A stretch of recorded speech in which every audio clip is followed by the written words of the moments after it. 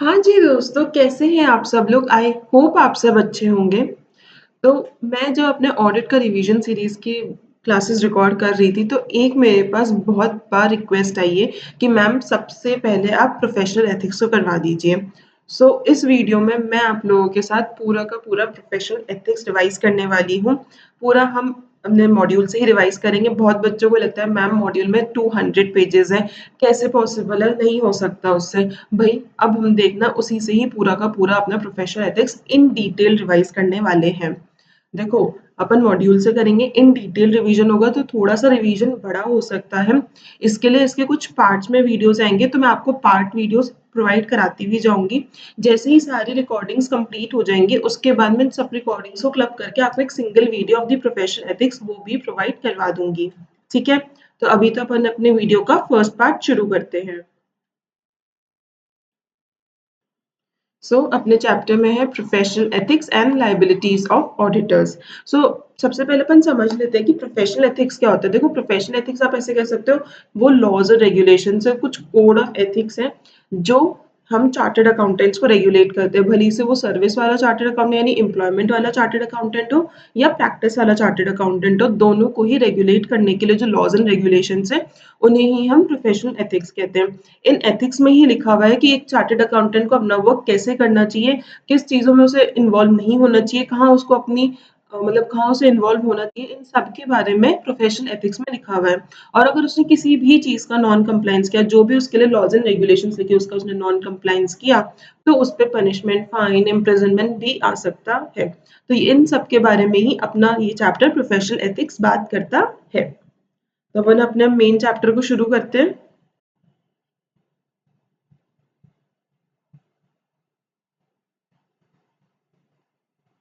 ये इंट्रोडक्शन आप देख लीजिएगा, कुछ मतलब रेलेवेंट नहीं है आपके एग्जाम के लिए ये।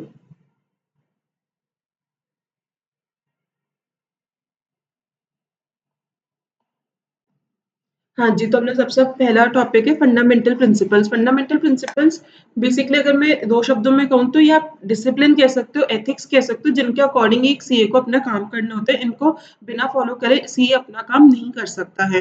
तो ये अपने 5 यहाँ पे गिवन है, इन डिटेल में आपको इन्हें बताना शुरू करती हूँ।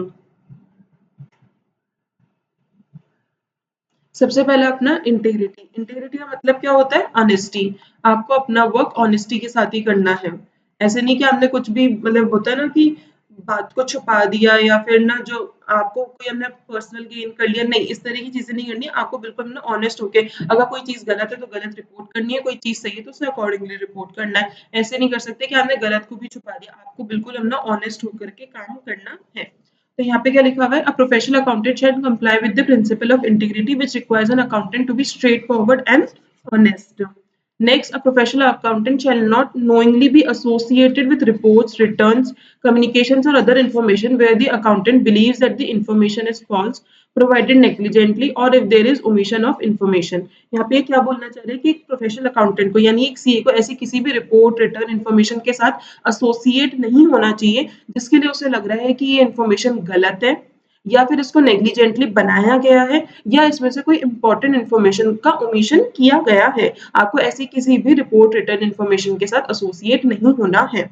अगर आप फिर भी इसके साथ एसोसिएट हो रहे हो, तो अगर ऐसी कोई भी गलती है तो उसके लिए आपको मॉडिफाइड रिपोर्ट ही प्रोवाइड करानी होगी। आप ऐसे नहीं कर सकते कि हमने अनमॉडिफाइड रिपोर्ट प्रोवाइड करा दी। नो, आप एसोसिएट हो रहे हो, then you have to provide the modified report. And if you are providing the modified report, then आप कोई बात नहीं, आप आराम से उस रिपोर्ट के साथ एसोसिएट मतलब उस पर्टिकुलर इन्फॉर्मेशन के साथ एसोसिएट हो सकते हो। आगे बढ़ते हैं। When a professional accountant becomes aware of having been associated with information described in paragraph 2, the accountant shall take steps to be disassociated from the information. अब यहाँ पे ये बोल रहे हैं कि अगर आप गलती से ऐसी किसी रिपोर्ट, रिटर्न या इन्फॉर्मेशन के साथ एसोसिएट हो चुके हो, then you have to take the reasonable steps to get disassociated from such information. ठीक है? अगर आप गलती से हो गए हो तो आपको उसके साथ अलग होने के लिए रीजनेबल स्टेप्स लेने होंगे। तो ये था अपना पहला फंडामेंटल प्रिंसिपल। अपने नेक्स्ट फंडामेंटल प्रिंसिपल पे बढ़ते हैं अपन, ऑब्जेक्टिविटी। ऑब्जेक्टिविटी में क्या बोलते हैं कि एक प्रोफेशनल अकाउंटेंट को यानी एक सीए को अपना काम अनबाइस्ड होके करना होता है। एक ऐसे नहीं कर सकता कि वो एक कंपनी के लिए बाइस्ड होकर के अगर उसने गलती भी करी तो भी उस गलती को छुपा दिया। भाई नहीं, ऐसे नहीं करना है। आपको अनबाइस्ड होके काम करना है कि अगर कंपनी ने कुछ गलत किया है, अगर आपके जो एम्प्लॉइंग ऑर्गेनाइजेशन है उसने कुछ गलत किया है तो आपको उसको फ्लैग करना होगा, आपको उसे रिपोर्ट करना होगा। तो यहाँ पे यही लिखा हुआ है कि आप बाइस्ड होकर के उसे बचा नहीं सकते। अगर कोई भी ऐसी प्रॉब्लम है तो आपको अनबाइस्ड होकर रिपोर्ट देनी होगी। यहाँ पे एक चीज और लिखते हैं कि आप ऐसे नहीं कर सकते, आपका खुद का कॉन्फ्लिक्ट ऑफ इंटरेस्ट आ जाए, यानी आपका खुद का कोई फाइनेंशियल इंटरेस्ट हो, आपको लग रहा हो कि अगर मैंने ये चीज रिपोर्ट कर दी तो कंपनी बंद हो जाएगी, कंपनी बंद होगी तो मैंने जो शेयर्स में पैसा लगा रखा है मेरे शेयर्स डूब जाएंगे, तो इसलिए आपका कॉन्फ्लिक्ट ऑफ इंटरेस्ट आ गया कि भाई आपका खुद का फाइनेंशियल इंटरेस्ट है तो आपने उसके लिए जो गलत हो रखा है उसे भी रिपोर्ट नहीं किया। तो यही आपको मेंटेन करना है कि आप इस तरह की चीजें नहीं करें, आपका खुद का कॉन्फ्लिक्ट ऑफ इंटरेस्ट नहीं आना चाहिए, आपका खुद का कोई बाइस नहीं होना चाहिए, ताकि आप एकदम ऑब्जेक्टिवली अपनी रिपोर्ट इशू कर सको। A professional accountant shall comply with principle of objectivity, which requires an accountant not to compromise professional or business judgment because of bias, conflict of interest, or undue influence of others. A professional accountant shall not undertake a professional activity if a circumstance or relationship unduly influences the accountant's professional judgment regarding that activity. अब देखो यहाँ पे क्या बोल रहे हैं कि आपको ऐसी किसी भी प्रोफेशनल एक्टिविटी में एंगेज नहीं होना है जो कि आपके जो प्रोफेशनल जजमेंट है, आपकी ऑब्जेक्टिविटी है, आप जो मतलब अनबाइस्ड होकर के जजमेंट्स लोगे उसको कहीं ना कहीं इन्फ्लुएंस करता है। मतलब आप किसी भी ऐसी एंगेजमेंट में मत आ जाना जहाँ पे आपका खुद का कॉन्फ्लिक्ट ऑफ इंटरेस्ट हो या फिर आप साउंड जजमेंट नहीं ले पाओ, वहाँ पे आप अनबाइस्ड होकर के अपने डिसीजंस नहीं ले पाओ। तो यहाँ पे यही बोला है कि आपका पहले तो बाइस नहीं होना चाहिए, आपका कॉन्फ्लिक्ट ऑफ इंटरेस्ट नहीं होना चाहिए, और आप किसी भी ऐसी एक्टिविटी में एंगेज नहीं होने चाहिए जहाँ पे आप साउंड जजमेंट नहीं ले सको। ठीक है, आगे बढ़ते हैं हम। नेक्स्ट अपना फंडामेंटल प्रिंसिपल आ गया professional competence and due care. मैंने आपको जैसे पहले मैं आपको थोड़ा सा बता देती हूँ क्या लिखा हुआ है इसमें।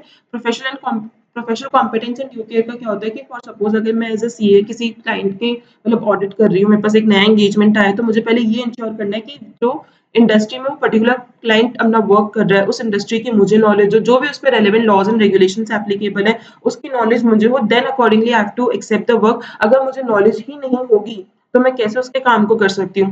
ठीक है, प्राइमरी अगर मेरे पास नॉलेज नहीं है तो मेरे पास इतनी फिर कैपेबिलिटी होनी चाहिए कि मैं उसकी जो भी रेलेवेंट लॉज एंड रेगुलेशंस है उसकी नॉलेज गेन कर सकूँ, इतनी कैपेबिलिटीज मुझ में होनी चाहिए। Same in the employ case also कि अगर किसी एम्प्लॉय किसी भी पर्टिकुलर इंडस्ट्री की कंपनी में वर्क कर रहा है तो पहले उसके पास पूरी रेलेवेंट नॉलेज हो, then accordingly he can provide his services. Otherwise जो भी वो सर्विस प्रोवाइड कराएगा वो काम कंपनी के काम के लिए नहीं होगी, बिकॉज उसके पास उतनी रेलेवेंट नॉलेज ही नहीं है। तो इसमें यही लिखा हुआ है कि आपके पास प्रोफेशनल कॉम्पिटेंस ये है कि आपके पास relevant industry laws and regulations की नॉलेज प्रॉपर होनी चाहिए। ठीक है, अब इसको एक बार अपन देख लेते हैं। Attain and maintain professional knowledge and skill to provide client or employing organization competent professional service। मतलब आपके पास proper knowledge होनी चाहिए। Act diligently in accordance with applicable technical and professional standards। इसका क्या मतलब बोल रहे हैं कि जो भी आपके टेक्निकल स्टैंडर्ड्स है, आपके प्रोफेशनल स्टैंडर्ड्स है, उनके साथ आप प्रॉपरली अपना वर्क कर सको, आपको उनकी प्रॉपर नॉलेज हो। ठीक है, आगे बढ़ते हैं।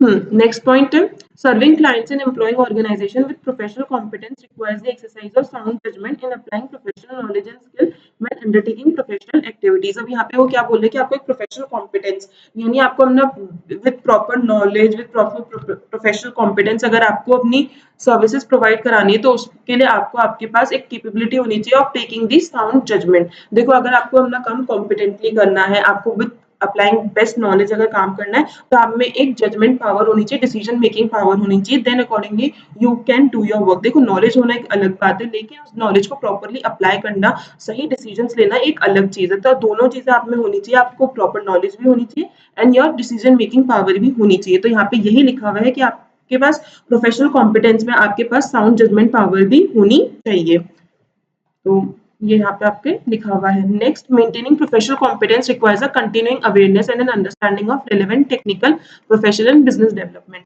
अभी अपन ने यहाँ पे पढ़ा कि आपको प्रोफेशनल कॉम्पिटेंस के साथ काम करना है, तो प्रोफेशनल कॉम्पिटेंस के साथ यानी आपके पास रेलेवेंट नॉलेज भी है एंड डिसीजन मेकिंग पावर भी। तो वो रेलेवेंट नॉलेज कैसे आएगी जब आप कंटिन्यूइंग अवेयरनेस रखोगे। कंटिन्यूइंग अवेयरनेस किस चीज की रखोगे, जो भी इंडस्ट्री में डेवलपमेंट्स हो रहे हैं, उस पर्टिकुलर बिजनेस में जो भी डेवलपमेंट्स हो रहे हैं उनकी आप डे टू डे उनके बारे में पढ़ते रहो, क्या हो रहा है क्या नहीं हो रहा है। होता है ना कि आप अपने करंट अफेयर्स एकदम टिप टॉप रखना, वो चीज यहाँ पे बोल रहे हैं कि आपके जो भी करंट अफेयर्स है related to that particular industry, related to that particular client business, उसकी आपको पूरी अवेयरनेस होनी चाहिए, proper knowledge day to day basis की होनी चाहिए।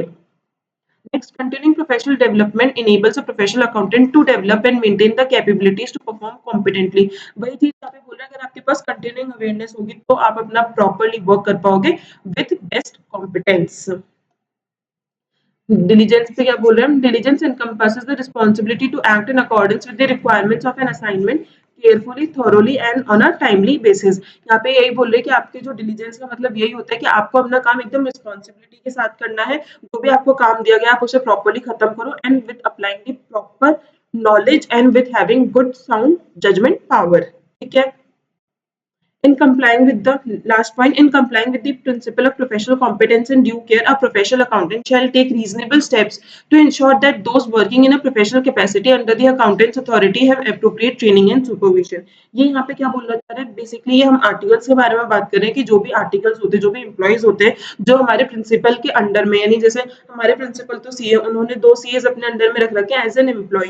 वो जो भी उनके अंडर आर्टिकल्स है, फॉर सपोज एक सीए उनके अंदर 10-12 आर्टिकल्स है और 2 एम्प्लॉइज है, तो उन्हें ये इंश्योर करना है कि जो 2 एम्प्लॉइज हैं, वो जो बाकी के आर्टिकल्स हैं, उनके पास इतनी नॉलेज होनी चाहिए, इतनी कॉम्पिटेंस होनी चाहिए और बाकी अगर जरूरत है तो उन्हें ट्रेनिंग भी प्रोवाइड कराएंगे ताकि वो क्लाइंट का वर्क प्रॉपरली कर सके।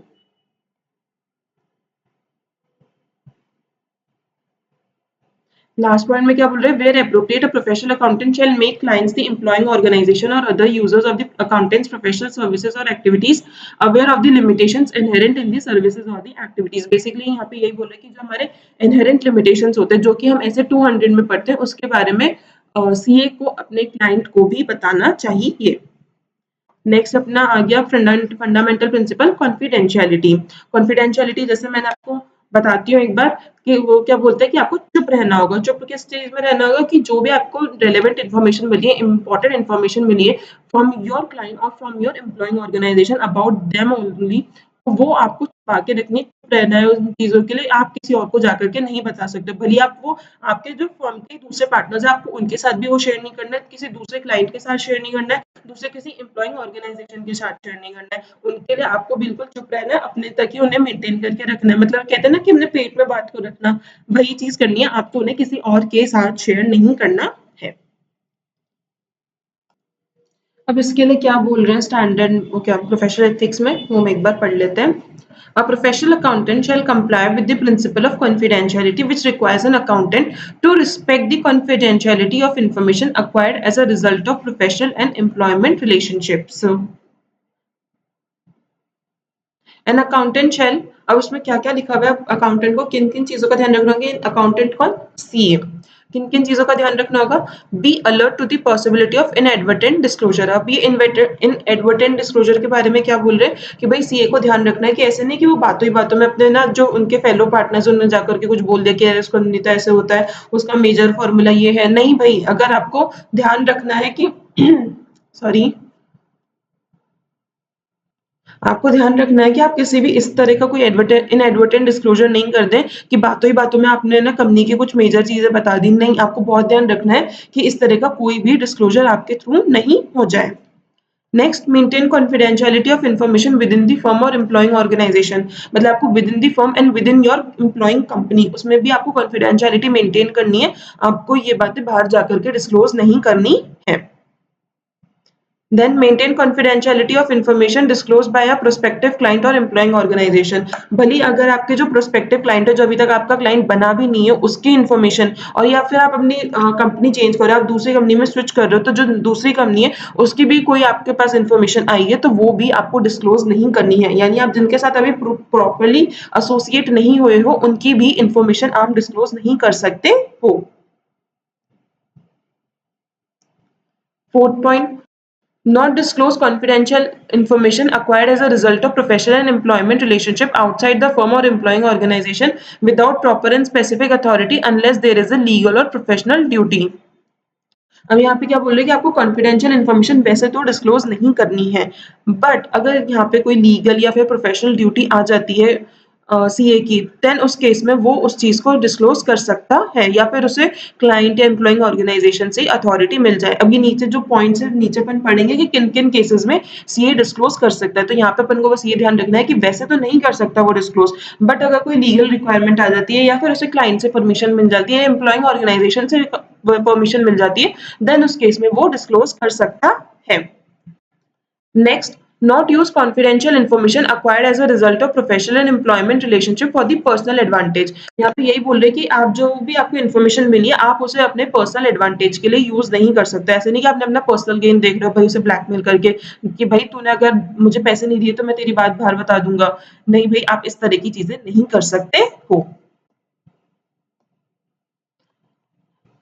Not use or disclose any confidential information either acquired or received as a result of professional or employment relationship after that relationship has ended। अब यहाँ पे यही बोल रहे हैं कि देखो, आपका अगर कोई करंट में क्लाइंट चल रहा है यानी प्रेजेंट क्लाइंट है, उसकी इन्फॉर्मेशन आप डिस्क्लोज नहीं कर सकते। आपका कोई फ्यूचर क्लाइंट है, आपका प्रोस्पेक्टिव क्लाइंट है, तो उसकी भी आप इन्फॉर्मेशन डिस्क्लोज नहीं कर सकते। अगर आपका कोई पास्ट एम्प्लॉय मतलब पास्ट क्लाइंट है, उसकी भी आप इन्फॉर्मेशन डिस्क्लोज नहीं कर सकते हो। भले आपका उस क्लाइंट के साथ रिलेशनशिप एंड हो चुका है, अब आप उसकी ऑडिट नहीं कर रहे हो, आप उसका एंगेजमेंट हैंडल नहीं कर रहे हो, then also you can not disclose his information. Same आपके एम्प्लॉइंग ऑर्गेनाइजेशन में भी आ जाएगा कि आप नई करंट एम्प्लॉयर के बारे में बता सकते हो, नई आपके फ्यूचर एम्प्लॉयर के बारे में बता सकते हो, ना ही आपके पास्ट एम्प्लॉयर के इन्फॉर्मेशन आप डिस्क्लोज कर सकते हो। ठीक है, यहाँ तक समझ में आया। आगे बढ़ते हैं अपन। अब यहाँ पे वो सर्कमस्टेंसेस आ गए जिनमें एक सीए डिस्क्लोज कर सकता है, वो उसे कॉन्फिडेंशियलिटी उसकी हार्म नहीं होगी, वो इसे यहाँ पे कुछ इन्फॉर्मेशन को डिस्क्लोज कर सकता है। वो कौन कौन से केसेस है जिसमें वो डिस्क्लोज कर सकता है, उसे अपन नीचे पढ़ने वाले हैं। जैसे सबसे पहला तो अगर लॉ ने ही बोला कि आपको डिस्क्लोज करना होगा, देन ठीक है, आपको डिस्क्लोज करना ही होगा। Then disclosure is permitted by law and authorised by the client. अब देखो, आपको लगेगा कि यार ये फर्स्ट और सेकंड पॉइंट तो एक जैसे ही हैं, बट नहीं, ये एक जैसे नहीं है। देखो, फर्स्ट वाले में तो क्या बोला है कि लॉ ने बोला है कि तेरे को डिस्क्लोज करना है। सेकंड वाले में बोला है कि देख, मेरी तरफ से परमिशन है, तुझे तुझे डिस्क्लोज करना है, तेरी मर्जी।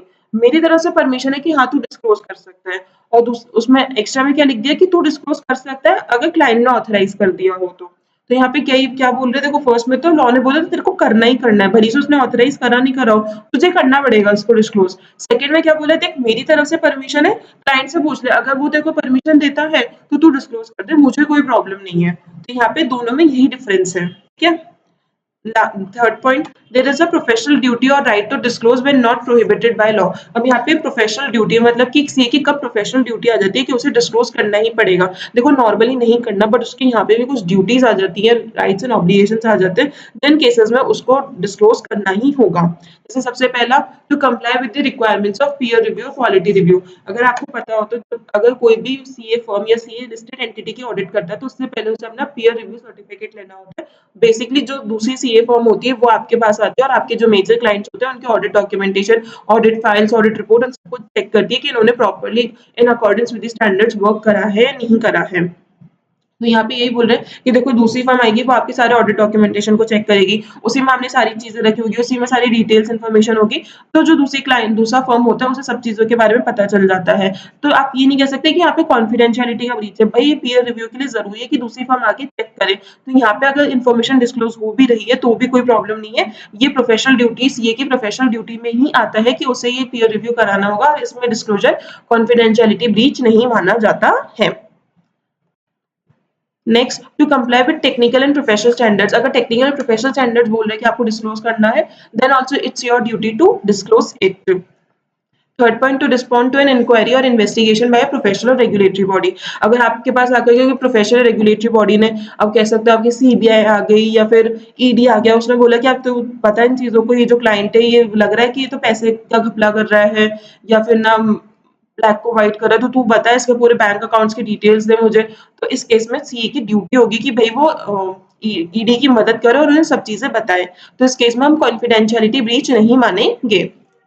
Last point, to protect the professional interest of a professional accountant. अब देखो, इसमें क्या बोल रहे हैं कि भाई ऐसी कोई बात आ गई कि प्रोफेशनल अकाउंटेंट पे बात उठ गई कि भाई ये गलत कर रहा है, वो तो फिर उसे बताना ही पड़ेगा कि नहीं भाई, मैं गलत नहीं कर रहा हूँ, मैं तो सब चीजें सही से बता रहा हूँ, ये क्लाइंट ही गलत कर रहा है। तो अगर ऐसा आ रहा है कि भाई खुद के उसके पर्सनल इंटरेस्ट पे बात आ रही है, उसके प्रोफेशनल करियर पे बात आ रही है, तो इस केस में भी सीए डिस्क्लोज कर सकता है।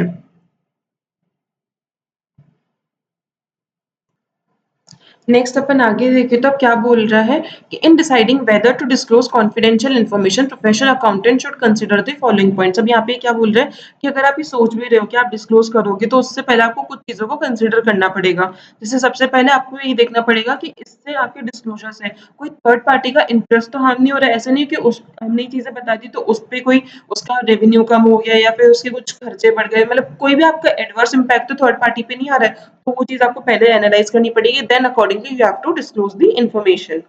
Then whether all the relevant information is known and substantiated to the extent it is practicable। अब देखो यहाँ पे क्या बोल रहे हैं कि आपको जो भी इंफॉर्मेशन आप डिस्क्लोज करना चाह रहे हो क्या वो आपको बारे में पता है और क्या आप उसे सब्सटैंशिएट कर सकते हो। क्या सब्सटैंशिएट करने का मतलब क्या है, क्या आप उसे विद प्रूफ विद एविडेंस उसे प्रूफ कर सकते हो क्या। ऐसे नहीं कि हमने सिर्फ ना हवा में बातें बता दी और कुछ मतलब आपके पास एविडेंस है ही नहीं। भाई अगर आप कोई भी बात डिस्क्लोज कर रहे हो तो उसके लिए आपके पास प्रॉपर एविडेंसेस होनी चाहिए that you can prove it. तो वो चीज है कि नहीं है, then accordingly you have to disclose it. The proposed type of communication and to whom it is addressed. हम यहाँ पे यही बोल रहे हैं कि आप किस तरह से इस बात को डिस्क्लोज कर रहे हो, रिटर्न में कर रहे हो, ओरल में कर रहे हो, तो इन चीजों का आपको ध्यान रखना है। जनरली ऐसे जो कॉन्फिडेंशियल इन्फॉर्मेशन जब डिस्क्लोज कर रहे होते हो उसे आपको रिटर्न में करना चाहिए। बाकी वो सर्कमस्टेंस टू सर्कमस्टेंस डिफर करेगा कि आप कैसे इसे डिस्क्लोज कर रहे हो। Whether the parties to whom the communication is addressed are appropriate recipients। यहाँ पे यही बोल रहे कि आप जिसको ये बात डिस्क्लोज कर रहे हो क्या वो appropriate recipients है भी या नहीं है। फॉर सपोज अगर आप इस तरह की कोई बात डिस्क्लोज कर रहे हो जो कि रेलेवेंट तो सीबीआई ऑफिसर्स के लिए है लेकिन आपने उन्हें बता दिया ईडी ऑफिसर्स को, तो भाई उन्हें बता के कोई मतलब नहीं है। वो तो हमने सिर्फ मनी से रिलेटेड चीजें देखेंगे, बाकी चीजों के लिए वो ईडी कुछ नहीं करने वाला। तो जो भी आप इन्फॉर्मेशन बता रहे हो वो ऐसी हो कि जो रेलेवेंट लोगों के लिए, ऐसे नहीं आपने किसी को भी बता दिया जो उसके लिए रेलेवेंट ही नहीं है। रेलेवेंट लोगों के लिए रेलेवेंट बातें करनी है, ऐसे नहीं कि फालतू में सब कुछ ही बता दिया। तो इस चीज का अकॉर्डिंगली आपको ध्यान रख के ही डिस्क्लोजर करना है। अब यहाँ पे वो लास्ट पॉइंट में यही बोल रहे हैं कि अगर आपका रिलेशनशिप एंड भी हो चुका है यानी आपका क्लाइंट आपको छोड़ के जा चुका है या फिर आपने अपनी कंपनी से स्विच कर लिया है, then also you have to maintain the confidentiality. अब देखो तो कॉन्फिडेंशियलिटी बहुत बड़ा वाला पॉइंट था अपना। तो इसमें अगर अपन देखें तो अपन कैसे उसे याद कर सकते हैं। सबसे पहले तो आपको ध्यान रखना है कि आपको कोई भी इनएडवर्टेंट डिस्क्लोजर नहीं करना है। उसके बाद आपको ये ध्यान रखना है कि आपको कॉन्फिडेंशियलिटी मेंटेन करनी है विद इन योर फर्म और इन दी एम्प्लॉइंग ऑर्गेनाइजेशन। और दूसरा क्या बोला है कि आपके जो प्रोस्पेक्टिव क्लाइंट और प्रोस्पेक्टिव एम्प्लॉइंग ऑर्गेनाइजेशन है उसकी भी आपको कॉन्फिडेंशियलिटी मेंटेन करनी है। यानी आप कैसे याद रखोगे, पहले तो इनएडवर्टेंट डिस्क्लोजर नहीं होना चाहिए, फिर आपको मेंटेन करनी है कॉन्फिडेंशियलिटी। कॉन्फिडेंशियलिटी कहाँ मेंटेन करनी है, within your firm and employing organisation. Then उसके बाद आपको जो आपके प्रोस्पेक्टिव क्लाइंट या प्रोस्पेक्टिव एम्प्लॉइंग ऑर्गेनाइजेशन है उसकी इन्फॉर्मेशन को भी आपको कॉन्फिडेंशियल रखना है। ठीक है, तो पहले अपन को यही ध्यान रखना है कि इनहेरिटेंट डिस्क्लोजर नहीं होना चाहिए, फिर आपको मेंटेन करनी है कॉन्फिडेंशियलिटी। एक तो जो आपके current client and employing organisation है एंड जो आपके prospective client and employing organisation है, ठीक है।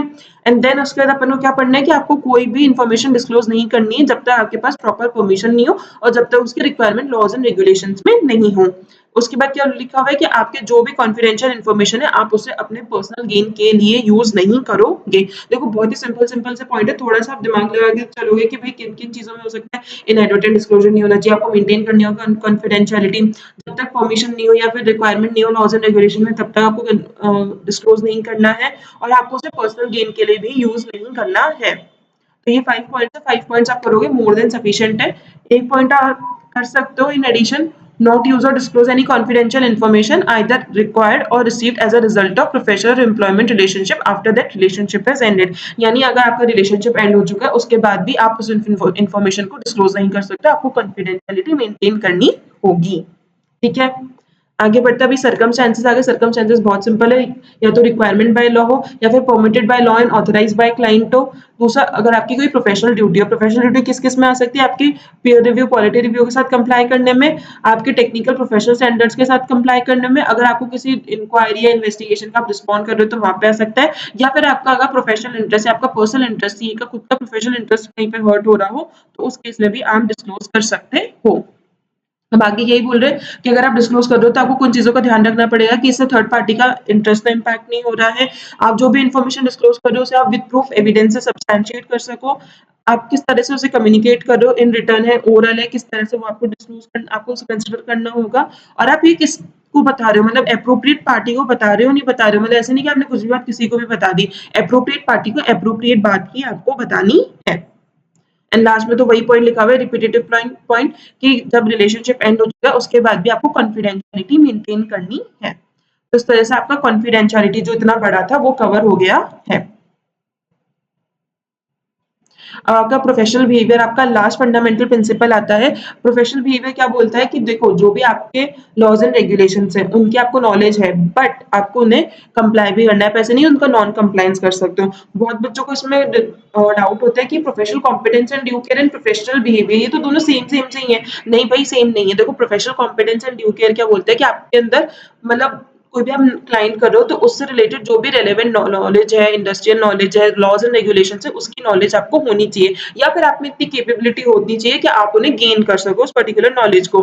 प्रोफेशनल बिहेवियर में क्या बोल रहे हैं यहाँ पे कि आपके पास नॉलेज है, आपके पास लॉज एंड रेगुलेशन सब चीज की नॉलेज है, कैपेबिलिटीज है आपके अंदर, बट आप उनका नॉन कंप्लायंस कर रहे हो। यानी नॉलेज है बट आप नॉन कंप्लायंस कर रहे हो। यानी मैं ऐसे भी कह सकते हो, आप में कॉम्पिटेंस तो है लेकिन आप उन चीजों का नॉन कंप्लायंस कर रहे हो। तो यहाँ पे यही बोला गया है कि आपके पास नॉलेज है, फिर भी अगर आप नॉन कंप्लायंस कर रहे हो तो वो आपके प्रोफेशनल बिहेवियर में आता है। आपको प्रोफेशनली बिहेव करना है, पैसे नॉन कंप्लायंस करके अपनी इमेज को डिस्ट्रीब्यूट नहीं कर सकते, इस प्रोफेशन का आप डिस्ट्रीब्यूट नहीं कर सकते हो। अब यहाँ पे फर्स्ट पॉइंट में क्या लिखा हुआ है, a professional accountant shall comply with the principle of professional behaviour which requires an accountant to comply with relevant laws and regulations and avoid any conduct that might discredit the firm. मतलब आपको यही बोला गया कि आपको laws and regulation से comply करके चलना है और ऐसा कोई भी काम नहीं करना है जो इस प्रोफेशन के डिसरेप्यूट लाता हो। डिसरेप्यूट मतलब बदनामी लाता हो। A professional accountant shall not knowingly engage in any employment, occupation or activity that impairs the integrity, objectivity or good reputation of the profession. Simple सी बात है, आपको ऐसे किसी भी क्लाइंट का 1 सेकेंड, हाँ जी, तो मैं अपने सेकंड पॉइंट पे थी, क्या बोल रही थी, a professional accountant shall not knowingly engage in any employment, occupation और activity that impairs the integrity, objectivity और good reputation of the profession. मतलब आपको ऐसी किसी भी एक्टिविटी में एंगेज नहीं होना है जो कि आपके प्रोफेशन को डिस्ट्रीब्यूट लाता हो, आपके इंटीग्रिटी, ऑब्जेक्टिविटी को हार्म करता हो। Third point, a professional accountant is required to conduct his affairs in a manner that he remains outside the boundaries of a professional and other misconduct. अब professional accountant मतलब basically यही बोल रहा है कि आपके जो प्रोफेशनल अदर मिसकंडक्ट होते हैं उसके बाहर रह के आपको काम करना है, ऐसे नहीं कि आप उनके मिसकंडक्ट में फॉल कर जाओ।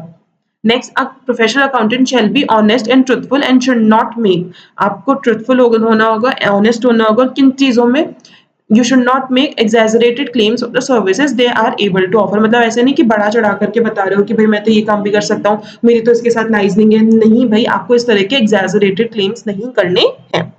देन डिस्पैरेजिंग रेफरेंसेस और अनसब्सटैंशिएटेड कंपैरिजंस। अब ये क्या बोल रहे हैं कि भाई आप ऐसे नहीं कर सकते कि आप दूसरे सीए फर्म के लिए बोलो कि भाई वो तो अच्छा काम नहीं करता है, बेकार काम है, उसके तो हमेशा ना गलतियां निकलती है, उसे तो ना क्या बोलते हैं, नफरा भी पकड़ता रहता है, उसकी तो ऑडिट रिपोर्ट बहुत ही खराब होती है। नहीं भाई, आपको इस तरह की चीजें नहीं करनी। देखो सिंपल सी बात है, आज मैं यहाँ पे आपको यूट्यूब पे आके कुछ भी पढ़ा रही हूँ, मैं अब ऐसे नहीं कर सकती कि मैं दूसरे टीचर के लिए ना कुछ गलत गलत बोलूँ कि भाई तूने वो इस तरह से पढ़ाते उससे मत पढ़ा करो, मैं अच्छा पढ़ाती हूँ और वो टीचर को तो कॉन्सेप्ट ही नहीं आते। नहीं भाई, सब अपने लेवल पे बेस्ट कर रहे होते हैं, तो आप किसी के लिए भी इस तरह की चीजें आपको नहीं बोलनी होती है। ये बेसिकली आपके जो प्रोफेशन का डिसरिप्यूट लाते हैं कि आपको सबकी रिस्पेक्ट करनी चाहिए, स्टिल आप इस तरह की हरकतें कर रहे हो, तो that is not good for your profession. ठीक है।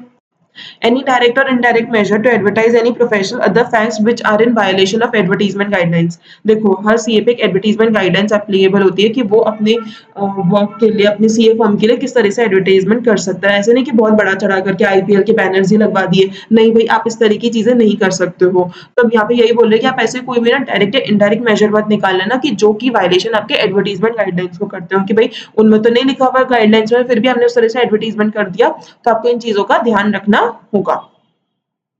तो ये बेसिकली अपने तो ये बेसिकली हमने बता रखा था 5 प्रिंसिपल्स में कि आपको किस तरह से ना इन चीजों का कंप्लाई करके चलना है, क्यों ये आपके लिए इम्पोर्टेंट है और हर प्रिंसिपल का मतलब क्या है। तो आई होप आपको ये समझ में आया होगा। सबसे पहले अपना इंटीग्रिटी, सेकंड अपना ऑब्जेक्टिविटी, थर्ड अपना professional competence and due care, fourth क्या था अपना कॉन्फिडेंशियलिटी एंड फिफ्थ अपना प्रोफेशनल बिहेवियर। सो यहाँ पर अपने ये 5 प्रिंसिपल्स खत्म होते हैं। देन अपन से ये एक पॉइंट और एक्स्ट्रा दे रखा है, मैं ये भी बता देती हूँ आपको। यहाँ पे क्या बोला है कि देखो आपके 5 प्रिंसिपल्स होते हैं। अब ऐसी अगर सिचुएशन आती है कि जिसमें सीए एक प्रिंसिपल के साथ कंप्लाई कर रहा है तो दूसरे के साथ नॉन कंप्लायंस हो रहा है। तो इस केस में सीए क्या करे कि भाई उसे तो डर लग रहा है कि अगर मैंने एक के साथ कंप्लाई किया तो दूसरे के साथ नॉन कंप्लायंस हो जाएगा तो मुझे तो नफराई से ऐसा पकड़ लेंगे। तो इस केस में उसे क्या करना होगा कि देखो उसे कंसल्टेशन लेना होगा, उसे पूछना होगा कि यार मैं इस सिचुएशन में क्या करूँ। अब वो किस किस से पूछ सकता है, या तो वो जो उसके विद इन द फर्म उसके जो दूसरे पार्टनर्स हैं या फिर एम्प्लॉइंग ऑर्गेनाइजेशन में जो भी उसके बॉस है, मैनेजर है, उनसे जाके पूछ सकता है कि इस केस में मुझे क्या करना चाहिए, या फिर वो जो भी क्लाइंट है उसके टीसीडब्ल्यूजी से जाके पूछ सकता है कि भाई इस केस में मुझे क्या करना चाहिए, कैसे इसे सही करूं मैं, आप ही बता दो। फोर्थ, उसे अपनी मदर बॉडी यानी आईसीआई से जाके पूछना चाहिए कि हे माँ मुझे क्या करना चाहिए, आप ही बता दीजिए। एंड फोर्थ, अगर किसी से भी बात नहीं बन पा रही है देन हम जाएंगे अपने लॉयर के पास यानी हम लीगल काउंसिल के पास जाएंगे, उनसे पूछेंगे कि इस पर्टिकुलर केस में मुझे क्या करना चाहिए। तो ये अपने सारे हो गए कि अपन के अगर ऐसे डिस्क्रिपेंसी आती है, अपन होते हैं ना क्या बोल सकते हैं, कॉन्फ्लिक्ट आ जाता है कि हम एक से कंप्लाई कर रहे हैं दूसरे से नहीं कर पा रहे हैं, तो इस केस में हमें क्या फॉलो करना चाहिए। ये बेसिकली आप क्रोनोलॉजी में याद करोगे कि पहले हम विद इन द फॉर्म करेंगे, then TCWG, then mother body, then lawyer. ठीक है। अब इसमें यही लिखा हुआ है कि अगर आप ठीक है इस तरह का कंसल्टेशन आप कर रहे हो, स्टिल आप इस चीज से रिलीव नहीं हो जाते कि वो जो रिपोर्ट है वो स्टिल आपकी ही मानी जाएगी। तो उस रिपोर्ट में अगर आपने कुछ भी लिखा है तो उसके लिए आप ही रिस्पॉन्सिबल हो गए। आप ये नहीं कह सकते कि मैंने तो ना आईसीआई से पूछ लिया था तो मुझ पे नॉन कंप्लायंस या फिर एक फंडामेंटल प्रिंसिपल के साथ कंप्लाई करने के लिए वायलेशन नहीं हो सकता। भाई आपने कंसल्टेशन किया प्रॉपर, अगर आपने सब चीजें फॉलो करी देन आप उस चीज से बच सकते हो, लेकिन फिर भी सोल रिस्पॉन्सिबिलिटी उस पर्टिकुलर रिपोर्ट की तो आपकी होगी। आप ये नहीं कह सकते कि मैंने आईसीआई से पूछ लिया था तो आप आईसीआई को जाके पकड़ो, मेरे को मत कहो। नहीं भाई, आपकी रिपोर्ट है, आपने सिग्नेचर किया है तो वो आपकी ही रिस्पॉन्सिबिलिटी होगी, आपकी रिस्पॉन्सिबिलिटी कहीं भी कम नहीं हो जाती है।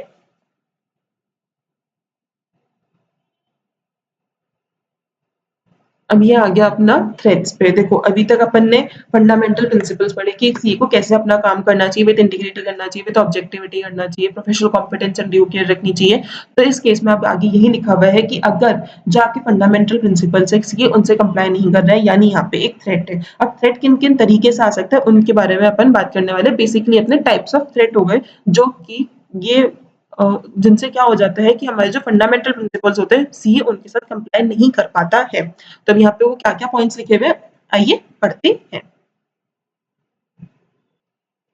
अब सबसे पहले अपने पहले थ्रेड के ऊपर बढ़ते हैं, सेल्फ इंटरेस्ट थ्रेड। अभी सेल्फ इंटरेस्ट थ्रेड क्या बोल रहा है कि देखो अगर आपका कंपनी में खुद का कोई फाइनेंशियल इंटरेस्ट है यानी आपने कंपनी को लोन दे रखा है या फिर आपने कंपनी के शेयर्स खरीद रखे हैं, तो ऐसी केस में आप नहीं चाहोगे कि कंपनी पे कोई भी इम्पैक्ट है और कंपनी बंद हो, बिकॉज आपका खुद का इंटरेस्ट है उसमें, आपको शेयर्स बेचने हैं, आपको अपना लोन रिकवर करना है विद इंटरेस्ट। तो ऐसे केस में आपका खुद का फाइनेंशियल इंटरेस्ट आ गया, तो इस केस में आप कंपनी की गलत रिपोर्टिंग नहीं करोगे यानी आपका सेल्फ इंटरेस्ट थ्रेट आ गया यहाँ पे।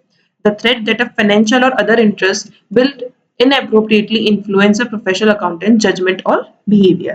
Next self review threat. अब सेल्फ रिव्यू थ्रेड क्या होता है कि फॉर सपोज मैंने एक कंपनी में कोई भी कंट्रोल एस्टैब्लिश किया और एक साल बाद उस कंट्रोल को मैं ही रिव्यू कर रही हूँ, तो ऐसे केस में क्या होगा कि यार ये काम तो मैंने ही किया है, अगर मैंने इसमें गलती निकाल दी तो क्लाइंट मुझे ही बोलेगा कि तो आपका एस्टैब्लिश कंट्रोल था और आप ही इसमें गलती निकाल दी है, मतलब आपने ढंग से नहीं लगाया था इसे।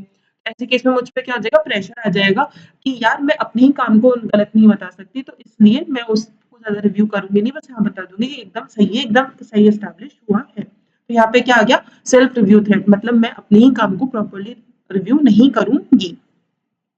The threat that a professional accountant will not appropriately evaluate the results of a previous judgment made or an activity perform by the accountant और बाय अनदर इंडिविजुअल। अब यहाँ पे क्या बोले कि या तो आपने वो खुद काम किया, फॉर सपोज मैंने खुद ने वो कंट्रोल लगाया होता, या फिर मेरी जो फर्म है जिसके साथ मैं एसोसिएट होकर एज एन पार्टनर काम कर रही हूँ, जो मेरी फर्म है उसी के जो दूसरे पार्टनर है अगर उन्होंने भी ये कंट्रोल एस्टैब्लिश किया है तब भी मैं उसे रिव्यू नहीं करूंगी। अगर क्योंकि अगर मैंने गलत उसमें गलतियां बता दी तो ऐसे केस में क्लाइंट मेरी फर्म को बोलेगा कि आपके फर्म के दूसरे पार्टनर प्रॉपर्ली काम नहीं कर पा रहे, यानी ये ओवरऑल फर्म की डिस्ट्रीब्यूट हो जाएगी कि यार ये फर्म प्रॉपर्ली काम नहीं कर पाती। तो इसलिए भले मैंने किया हो या फिर मेरे दूसरे किसी मेंबर ने जो मेरे सेम फर्म का उन्होंने किया हो, स्टिल मैं उसे प्रॉपर्ली रिव्यू नहीं कर पाऊंगी, which is called as self review threat. Next, advocacy threat. The threat that a professional accountant will promote a client or employing organization position to the point that the accountant's objectivity is compromised. अब इसमें क्या बोल रहे हैं कि भाई आप किसी क्लाइंट के साथ इतना ज़्यादा एसोसिएटेड हो, इतने टाइम से एसोसिएटेड हो कि आप अभी उसके ही पॉइंट्स को रख रहे हो कि भाई नहीं, ये एकदम सही बोल रहा है, उसी के लिए आप जाके लिटिगेशंस पे लड़ रहे हो, उसके एज़ एन ऑथराइज्ड रिप्रेजेंटेटिव आप काम कर रहे हो कि भले से उसने गलत काम किया है, फिर भी आप कोर्ट को यही बोल रहे हो कि नहीं भाई इसने एकदम सही काम किया है। तो ऐसे केस में क्या बोला गया है कि आप उसने गलत काम किया, स्टिल आप उसे सही बता रहे हो। तो इसे अपन कहते हैं कि एडवोकेसी थ्रेट, कि आप उसी के ही साथ ले रहे हो, उसी का ही पक्ष ले रहे हो कि भाई उसने एकदम सही करा है, तो आप इसको इस जो भी आपका गुनाह है उससे आप रिव्यू इसको मतलब रिलीज कर दीजिए। तो बेसिकली यहाँ पे यही बोल रहे हैं कि अगर आप ऐसा कर रहे हो कि आप उसके गलत काम में भी उसको साथ दे रहे हो, तो इसे हम बोलेंगे एडवोकेसी थ्रेट। फ़ैमिलियरिटी थ्रेट, अब इसमें भी यही है कि अगर आप बहुत टाइम से किसी कंपनी के साथ एसोसिएटेड हो तो आपकी एक फैमिली रिलेशन बन जाता है। भई 7-8 सालों से एक ही एंगेजमेंट पार्टनर है और एक ही सीएफओ या फाइनेंस डायरेक्टर है, तो आप लोग हर साल मिल रहे हो, हर साल इतनी बातें हो रही है, तो आप लोग के बीच में एक फैमिली रिलेशन बन चुका है। ऐसे केस में भी सीए अगर कोई भी एडवर्स रिपोर्ट आती है तो उसे रिपोर्ट इश्यू नहीं कर पाएगा, बिकॉज़ उसका भी फैमिली रिलेशन बन चुका है। दूसरा ये भी हो सकता है कि फॉर सपोज़ अगर मैं एज़ अ सीए इस एक कंपनी की ऑडिट कर रही हूँ और जो उसका फाइनेंस डायरेक्टर है वो मेरा ही हस्बैंड है, तो मैं ये नहीं चाहूंगी कि मैं उसके उसके खिलाफ रिपोर्ट निकालूं कि ये काम ऐसे नहीं हो रहा है, प्रॉपर्ली फाइनेंस डिपार्टमेंट काम नहीं कर रहा है। तो मैं कभी भी नहीं चाहूंगी कि मेरे हस्बैंड की नौकरी पे बात है, तो मैं क्या करूंगी, इस बात को भी छुपा जाऊंगी कि भाई ठीक है सब कुछ एकदम बढ़िया चल रहा है। तो यहाँ पे मेरा फैमिलियरिटी थ्रेट आ गया कि मैं अपने हस्बैंड का बुरा नहीं करूंगी, तो मैंने सारी जो भी गलत चीजें हैं उनको छुपा दिया। तो यहाँ पे भी क्या हो गया, आपके फैमिली रिलेशन की वजह से आपके ऊपर फैमिलियरिटी थ्रेट आ गया। देन इंटिमिडेशन थ्रेट क्या हो गया कि फॉर सपोज मैं तो एकदम सही से रिपोर्टिंग करना चाहती हूँ कि ये चीज़ गलत है, वो चीज़ गलत है, लेकिन क्लाइंट ने आके मुझे बोला कि अगर तूने ये रिपोर्टिंग कर दी तो मैं तेरे को अभी के अभी ऑडिटर की पोजीशन से हटा दूंगा। तो वैसे मुझ पे क्या आ गया कि अगर यार इतनी अच्छी फीस मिल रही है, मेरा तो घर चल रहा है इसकी फीस से, तो मैं क्या चाहूंगी कि भाई तू क्लाइंट मुझे छोड़ के मत जा, तू जैसे बोलेगा मैं वैसे रिपोर्टिंग कर दूंगी, बस तू मुझे निकालने मत अपनी ऑडिटर की पोजीशन से। तो इस केस में क्या हुआ, मेरे पे थ्रेट आ गया कि अगर मैंने उसके लिए सही रिपोर्टिंग कर दी तो मुझसे निकाल दिया जाएगा। तो इसके लिए जैसे वो बोलेगा मैं वैसे गलत रिपोर्टिंग करने के लिए भी रेडी हो जाऊंगी। ये क्या हो गया अपना इंटिमिडेशन थ्रेट।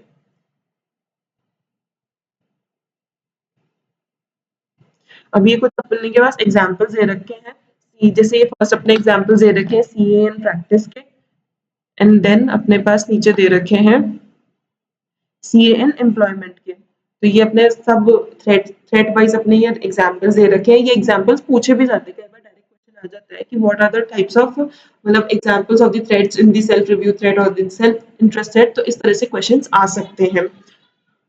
1 second guys. हाँ जी, तो ये एग्जांपल्स मैं आपको क्या कर रही हूँ, इसके हर थ्रेड के 2-2 एग्जांपल्स आपको करा रही हूँ। एक बार आप सारे रीड कर लेना ताकि आपकी एक प्रॉपर अंडरस्टैंडिंग उसमें बन सके। बाकी मैं एक बार आपको सारे सब थ्रेड्स के 2-2 एग्जांपल्स आपको पढ़ाती हुई जा रही हूँ। सबसे पहला अपना professional accountant having a direct financial interest, ये मैंने आपको पहले बताया था, आपका डायरेक्ट फाइनेंशियल इंटरेस्ट है, लोन है या फिर कुछ आपके शेयर्स वगैरह हमने ले रखे हैं, तो वो आपका डायरेक्ट फाइनेंशियल इंटरेस्ट हो गया। Then a professional accountant quoting a low fee to obtain a new engagement and the fees is so low that it might be difficult to perform the professional service। ये क्या बोल रहा है कि आपने एक बार एंगेजमेंट को हाथ में लेने के लिए तो उन्हें कम फीस कोट कर दी कि भाई मैं तो आपका इतने से फीस में सारा काम कर दूंगा, लेकिन अब आपको लग रहा है कि यार मैंने कम फीस कोट कर दी कि जितनी मेरी कॉस्ट आ रही है टू परफॉर्म दिस एंगेजमेंट वो ही ज़्यादा है as compare to the fees. तो इस केस में मैं क्या करूँगा, मैं क्या करूँगी कि भाई ठीक है, मैं अब फीस को तो नहीं बढ़ा सकती, तो ऐसे केस में मैं जो भी मेरा काम है उन्हें कम कर दूँगी या फिर ना प्रॉपर्ली नहीं करूँगी ताकि मेरी जो कॉस्ट है वो कम हो जाए एंड वो विदिन द फीस अपने फॉल करने लग जाए। तो ऐसे केस में क्या होगा कि मैं अपने प्रोसीजर्स कम करूँगी, तो ऐसे केस में ऑडिट क्वालिटी खराब आएगी। बट मेरा यहाँ पे फाइनेंशियल इंटरेस्ट है कि भाई मुझे विदिन द फीस कम करना है, तो इसके लिए मैं ठीक है, हमने जो भी प्रोसीजर्स है उनके साथ लैप करूँगी। ये अपना एक फाइनेंशियल इंटरेस्ट हो गया, फाइनेंशियल थ्रेट हो गया कि भाई अब मुझे अपने विदिन द फीस काम करनी है, तो मैं इस तरह के काम करूँगी, सेल्फ इंटरेस्ट थ्रेट। तो ये इसके 2 एग्जांपल्स मैंने आपको बढ़ा दिए। देन ये एक एग्जांपल मैं आपको बताना चाहूँगी कि मतलब मेरे अकॉर्डिंग ये सेल्फ रिव्यू थ्रेट में आना चाहिए। अ professional accountant discovering a significant error when evaluating the results of a previous professional service performed by a member of the accountants firm. अभी अपन ने पढ़ा था कि अगर अपन ने या फिर हमारे मेंबर ऑफ द फर्म ने अगर कोई काम किया उसको हम प्रॉपर्ली रिव्यू नहीं कर पाएँगे, बिकॉज़ इससे हमारी फर्म को प्रॉब्लम हो सकती है। तो ये तो हमने सेल्फ रिव्यू थ्रेट में आता है। अब ये यहाँ पे क्यों लिखा हुआ है, ये मुझे नहीं समझ में आया। मेरे अकॉर्डिंग ये सेल्फ रिव्यू थ्रेट में आना चाहिए, बट ये सेल्फ इंटरेस्ट थ्रेट में लिखा हुआ है। तो अगर एग्जाम में क्वेश्चन आ जाए जिसमें ये डायरेक्ट बिल्कुल सेम टू सेम लाइन लिखी हुई है, तो आप इसे किस में लिखोगे, सेल्फ इंटरेस्ट थ्रेट में, सेल्फ रिव्यू थ्रेट में? देखो मॉड्यूल में एकदम साफ-साफ लिखा हुआ है।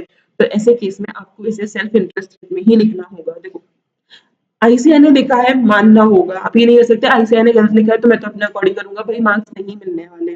तो जो आईसीआई ने लिखा है वही करना है, तो इसे आप सेल्फ इंटरेस्ट सेट में लिखोगे। हाँ, थोड़ी सी और आप सेफ पोजीशन में होना चाहते हो तो आप इसमें दो आंसर्स लिख सकते हो कि सबसे पहले तो आपने लिख दिया कि भाई ये सेल्फ इंटरेस्ट सेट में आता है, बट अगर आप नॉर्मली उसे अपनी बेसिक अंडरस्टैंडिंग से देखोगे, उसमें आपको पहले अपनी सेल्फ रिव्यू थ्रेड की डेफिनेशन लिखनी होगी एंड देन उसके नीचे लिख सकते हो कि as per my understanding it fall under the self review threat. आप ऐसे करके ऑल्टरनेटिव आंसर करके दोनों आंसर्स दे सकते हो, लेकिन पहला आंसर आपको सेल्फ इंटरेस्टेड होना चाहिए and then you have to write about the self review threat, ताकि आप होता है ना एक सेफ पोजीशन में आ सकते हो कि भाई अगर एग्जामिनर थोड़ा समझदार निकला तो वो उसे ना प्रॉपर्ली चेक करेगा कि भाई ये तो सेल्फ रिव्यू थ्रेड में आता है, तो आप उसमें बच जाओगे, आपके मार्क्स बच जाएंगे। ठीक है, आगे बढ़ते हैं। सेल्फ रिव्यू थ्रेड बहुत ही सिंपल सी बात है कि आपको professional accountant issuing N assurance report on the effectiveness of operation of financial system after implementing the system, मतलब जो सिस्टम आपने ही लगाया उसको रिव्यू भी आप ही कर रहे हो। A professional accountant having prepared the original data used to generate records that are subject matter of the assurance engagement। वही बात है कि assurance engagement के लिए जो आपने अकाउंटिंग रिकॉर्ड्स बनाए थे, जो डेटा प्रिपेयर करा था, अब उसको रिव्यू भी आप ही कर रहे हो, उस पर ऑडिट रिपोर्ट भी आप ही प्रोवाइड करा रहे हो। एडवोकेसी थ्रेड अब वही कि आप अपने क्लाइंट की बातों को ही ज्यादा रख रहे हो, उसकी गलत बातों को भी सही बताने की कोशिश कर रहे हो। जैसे पहला, अ professional accountant promoting the interest of shares in a client, मतलब जो क्लाइंट का इंटरेस्ट है, जो क्लाइंट के शेयर्स है उन्हें आप प्रमोट कर रहे हो ज्यादा, तो ये आपका एडवोकेसी थ्रेड हो गया। A professional accountant acting as an advocate, मतलब आप एज एन एडवोकेट, मतलब होता है ना अपने आईटी हो गया, अपना कमिश्नर्स हो गए, सीआईटी अपील्स एंड अपने जीएसटी में भी जो अपन कमिश्नर अपील्स होती है, तो उस केस में यही लिखा हुआ है कि वहाँ पे भी अगर आप एज एन ऑथराइज्ड रिप्रेजेंटेटिव यानी एज एन एडवोकेट क्लाइंट के लिए जा रहे हो, तो ऐसे केस में तो क्या होता है कि क्लाइंट ने आपको फीस दिया, क्लाइंट ने आपको ये बता भी दिया कि देखो मैंने गलती की थी, बट आपको बताना होगा, इतना ज्यादा टैक्स है, मैं तो नहीं दे सकता, इतनी ज्यादा लाइबिलिटी मैं नहीं पे ऑफ कर सकता। तो ऐसे केस में सीए क्या करता है कि भले ही ठीक है उसने गलत काम किया, लेकिन वो हमें अच्छी फीस दे रहा है, तो हम उसके पॉइंट को सही प्रूव करने की कोशिश करते हैं, ट्राइब्यूनल में जाकर के, सीआईटी अपील में जाकर के, जीएसटी अपील्स में जाकर भी। नेक्स्ट अपना फेमिलियरिटी थ्रेड। फेमिलियरिटी थ्रेड बहुत सिंपल सी बात है, अगर आपका कोई क्लोज या इमीडिएट फैमिली मेंबर अगर आपके क्लाइंट में है, यानी आपकी जिस कंपनी की आप ऑडिट कर रहे हो उसमें अगर वो एक इम्पोर्टेंट रोल में है, जैसे आपका फाइनेंस डायरेक्टर हो गया, मैंने आपको एग्जांपल दिया था, मैं ऑडिट कर रही हूँ, मेरे हस्बैंड फाइनेंस डायरेक्टर है, तो हमारा क्लोज रिलेशनशिप हो गया, तो ऐसे केस में मैं एडवर्स सपोर्ट नहीं दे सकती हूँ। तो यहाँ पे क्या आ गया, फेमिलियरिटी थ्रेड आ गया। फिर a director or officer of the client or an employee in a position to exert significant influence over the subject matter of the engagement having recently served as the engagement partner। अब यहाँ पे क्या आ गया कि for suppose मैं और मेरी friend Ishita, हम दोनों पहले सेम फॉर्म में पार्टनर थे, अब इशिता ने फॉर्म को छोड़ दिया और जाकर के कंपनी को ज्वाइन कर लिया, वहां पे जाकर के वो सीएफओ बन गई।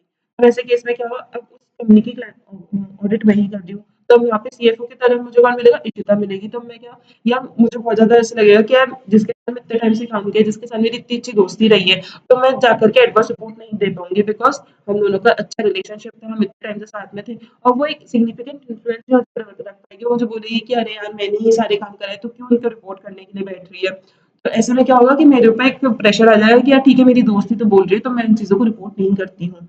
तो ये क्या हो गया, फेमिलियरिटी थ्रेट, क्योंकि एक ऐसा पर्सन वहां पे सामने वाले क्लाइंट के वहां पे है जो कि मुझ पर सिग्निफिकेंट इन्फ्लुएंस कर सकता है।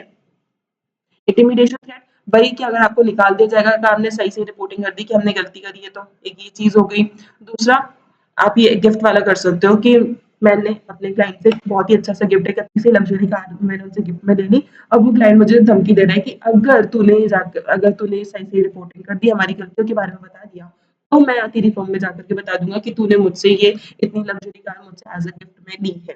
तो यही चीज हो गई कि भाई अब मुझे प्रेशर है कि अगर मुझे अपने गिफ्ट के बारे में छुपाना है, तो मुझे उनकी जो गड़बड़ियां हैं उन्हें भी छुपाना होगा।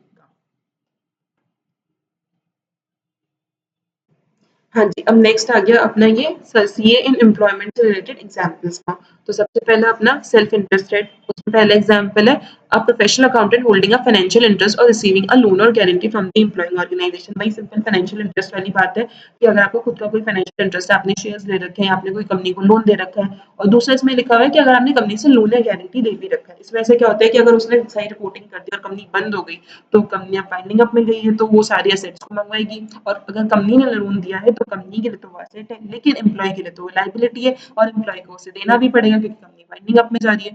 तो एकदम से एम्प्लॉय के ऊपर लायबिलिटी नहीं आए कि उसे अपना लोन पे ऑफ करना है, इसलिए वो झूठ-झूठ बताया कि नहीं एकदम सब कुछ सही चल रहा है ताकि उसकी लायबिलिटी सडन अराइज़ ना हो। Next, a professional accountant participating in incentive compensation arrangements offered by the employing organization. अब ये क्या है कि अगर आपका खुद का कोई इंसेंटिव कम्पनसेशन अरेंजमेंट है कि अगर आपने ना इतना जैसे आप मैंने आपको पहले भी एग्जांपल बताया था कि अगर आप ये पर्टिकुलर टारगेट अचीव कर लेते हो या फिर कंपनी की शेयर प्राइस इतनी बढ़ जाती है या फिर आपकी अर्निंग्स इतनी हो जाती है कंपनी की तो आपको इतना कॉम्पेंसेशन मिलेगा, इतना आपको बोनस मिलेगा। तो एम्प्लॉय क्या चाहेगा कि यार फटाफट से ना इतना इनकी शेयर प्राइस को ना कैसे भी करके दिखा देता हूँ और इनकी अर्निंग्स भी इतनी दिखा देता हूँ ताकि मुझे ये जो कॉम्पेंसेशन है, ये इतना एक्स्ट्रा बोनस है, ये मिल जाए। तो यहाँ पे भी मेरा क्या आ गया सेल्फ इंटरेस्ट आ गया। तो ये क्या हो गया अपना self interest thread. Next, self-review thread. A professional accountant determining the appropriate accounting treatment for a business combination after performing the feasibility study reporting. देखो, आपको क्या करना होता है, जो भी आपके बिजनेस कॉम्बिनेशन हो रहा होता है, उससे पहले आपको feasibility study करनी होती है कि आपको कॉम्बिनेशन करना चाहिए या नहीं करना चाहिए। तो उसमें ये feasibility study भी इसी ने ही करी थी, इसी ने डिटरमाइन किया था कि भाई करना चाहिए, नहीं करना चाहिए। तो उसके बाद जो भी आपकी appropriate accounting है, वो भी यही कर रहा है। मतलब होता है ना कि पहले ये देखना कि ये करना चाहिए, नहीं करना चाहिए, उसके बाद उसकी जो मेजर प्रोसीजर्स है, वो भी यही परफॉर्म कर रहा है। मतलब स्टार्टिंग से लेके एंड तक अगर एक ही बंदा काम कर रहा है तो यहाँ पे तो सेल्फ रिव्यू थ्रेड आएगा ही ना कि भाई हमेशा क्या होना चाहिए मेकर चेकर का रूल होना चाहिए कि एक जने ने बनाया दूसरे जने ने चेक किया बट यहाँ तो क्या हुआ कि इसी ने फिजिबिलिटी स्टडी बनाई आगे की अकाउंटिंग की भी चीजें यही देख रहा है तो इसमें तो ये हो जाएगा कि भाई अगर कुछ गड़बड़ी भी होगी तो वो छुपाने की कोशिश करेगा क्योंकि फिजिबिलिटी स्टडी इसी ने दी थी कि भाई हाँ, हमें कॉम्बिनेशन करना चाहिए। तो अगर आगे कुछ अकाउंटिंग में प्रॉब्लम आती है या फिर आगे उसे कुछ फोर्स ही होता है कि ये कॉम्बिनेशन नहीं होना चाहिए, तो भी नहीं बताएगा क्योंकि फिजिबिलिटी स्टडी उसी ने ही बनाई थी। अगर उसने अब गलत चीज़ अगर ये बता दिया कि ये कॉम्बिनेशन नहीं होना चाहिए, तो सबसे पहले उसे ही निकाला जाएगा कि भाई तूने फिजिबिलिटी स्टडी बना के दी थी कि हमें ये कॉम्बिनेशन करना चाहिए। अब तू ही बोल रहा है, तो तू ही निकल पहले, तू ही काम सही से काम नहीं कर रहा है। तो ऐसी चीज़ें नहीं करेगा।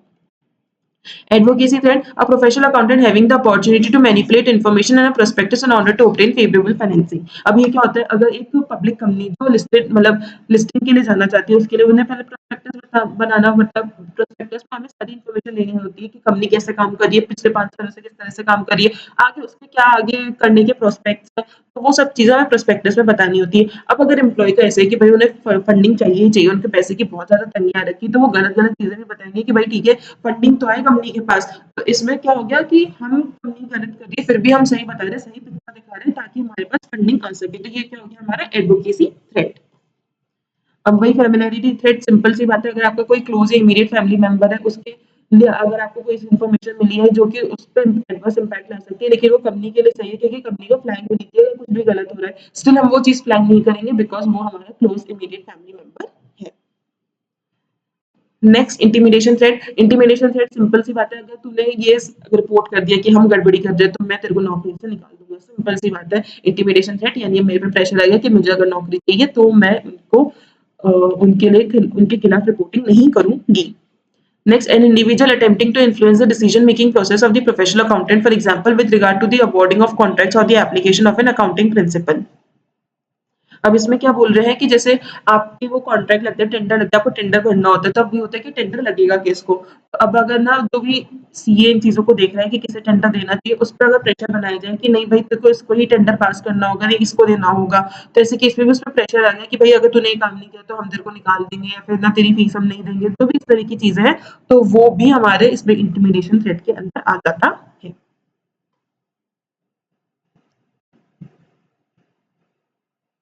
अभी अपन ने सारे टाइप्स ऑफ थ्रेड्स पढ़ लिए उसके एग्जांपल्स पढ़ लिए अब नीचे अपन उसको खत्म करने के लिए उसको एड्रेस करने के लिए उसे मिटिगेट करने के प्रोसीजर्स के बारे में पढ़ते हैं कि अब हमें उसे खत्म करना है। तो सबसे पहले देखो थ्रेड में क्या रहता है हमें पहले आइडेंटिफाई करने पड़ते हैं थ्रेड की भाई हमारे पूरे इस सिस्टम में फाइनेंशियल रिपोर्टिंग में क्या क्या थ्रेड है तो सबसे पहले हमें थ्रेड को आइडेंटिफाई करना होता है उसके बाद हमें उसे इवेलुएट करना होता है कि भाई कितना ज्यादा थ्रेड है कितना अमाउंट से हमें प्रॉब्लम हो रही है इन सब चीजों को लेके हमें इवेलुएशन करना होता है थ्रेड का देन हमें उसे एड्रेस करना होता है यानी उसे खत्म करने के प्रोसीजर के बारे में देखना होता है। उस प्रोसीजर में क्या क्या होता है या तो हम उन सर्कमस्टेंसेस को खत्म करते हैं रिलेशनशिप को खत्म करते हैं जिसकी वजह से ये थ्रेड आ रहा है यानी अगर हमारा कोई क्लोज फैमिली रिलेशनशिप है तो वो फैमिली मेंबर होते हैं हम उस और कुछ मतलब किसी भी तरह से उन सर्कमस्टेंस को हम खत्म करने के बारे में पहले ट्राई करेंगे। अगर हम इसे पूरा खत्म नहीं कर सकते हैं तो हम सेफगार्ड्स लगाने की कोशिश करेंगे सेफगार्ड जैसे होते हैं कि हमने एडिशनल रिव्यू लगा दिया या फिर हमने सेपरेटिंग रिपोर्टिंग लाइंस कर दी। अभी अपन नीचे पढ़ेंगे कि किस किस तरह से सेफगार्ड लगाए जा सकते हैं बट मैं आपको ओवरव्यू दे रही हूँ कि अगर हम चाहे तो सेफगार्ड लगा के भी हम जो हमारा थ्रेड है उसे एक्सेप्टेबल लेवल तक ला सकते हैं। एक्सेप्टेबल लेवल क्या होता है कि भाई ठीक है, अगर इतना थ्रेट भी होगा तो भी मुझे चलेगा, मतलब इतने लेवल पे मुझे प्रॉब्लम नहीं है, मेरी इंडिपेंडेंस, मेरी ऑब्जेक्टिविटी को हर्ट नहीं होने वाला है। तो ऐसे में यही बोला गया है कि आप उतने सेफगार्ड्स लगाओ ताकि आपका वो जो थ्रेट है वो एक्सेप्टेबल लेवल पे आ जाए, ताकि इससे सीए को, एक प्रोफेशनल अकाउंटेंट को प्रॉब्लम ना हो।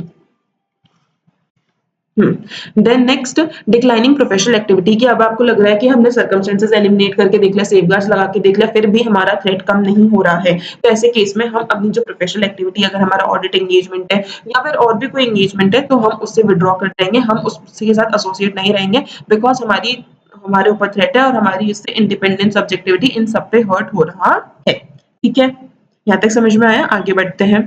देखो जितना मैंने लिखा है ना, इतना आप ये कीवर्ड्स है, इन्हें याद कर लोगे ना, तो आगे पीछे की लाइन आप खुद से भी बनाओगे, तो आपके मार्क्स कहीं पे भी डिडक्ट नहीं होने वाले हैं। यही यहाँ पे मैंने आपको ये लिख करके दिया हुआ है।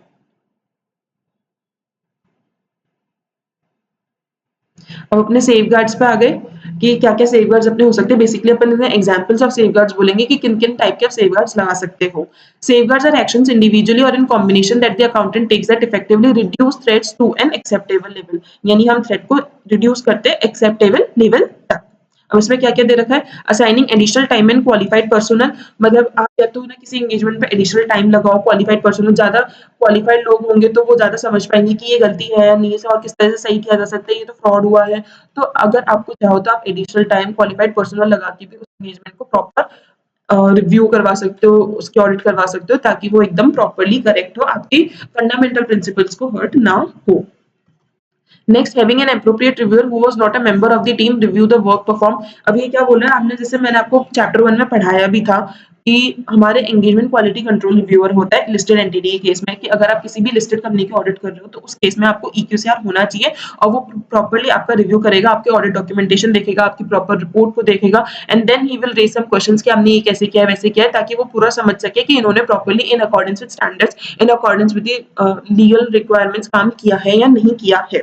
तो आप दूसरी एंटिटीज में भी कर सकते हो, जो कि आपकी लिस्टेड एंटिटी तो नहीं है, लेकिन जो बाकी के आपने क्लाइंट्स है उनके केस में भी आप एक रिव्यूअर रख सकते हो, जो कि आपके एंगेजमेंट टीम का पार्टनर मेंबर नहीं होगा। मतलब ऐसे नहीं कर सकते कि एंगेजमेंट टीम का ही मेंबर है, उसी से हमने रिव्यू करा दिया, भाई यहाँ तो फिर सेल्फ रिव्यू तो आ ही जाएगा ना, कि भाई उसी ने काम किया, उसी से चेक करा रहे हो। तो ऐसा मेंबर होना चाहिए जो आपकी एंगेजमेंट टीम का मेंबर नहीं हो, और वो फिर पूरी सब चीजों को चेक करे एंड देन रिव्यू रिपोर्ट दे कि सब कुछ सही है या नहीं है।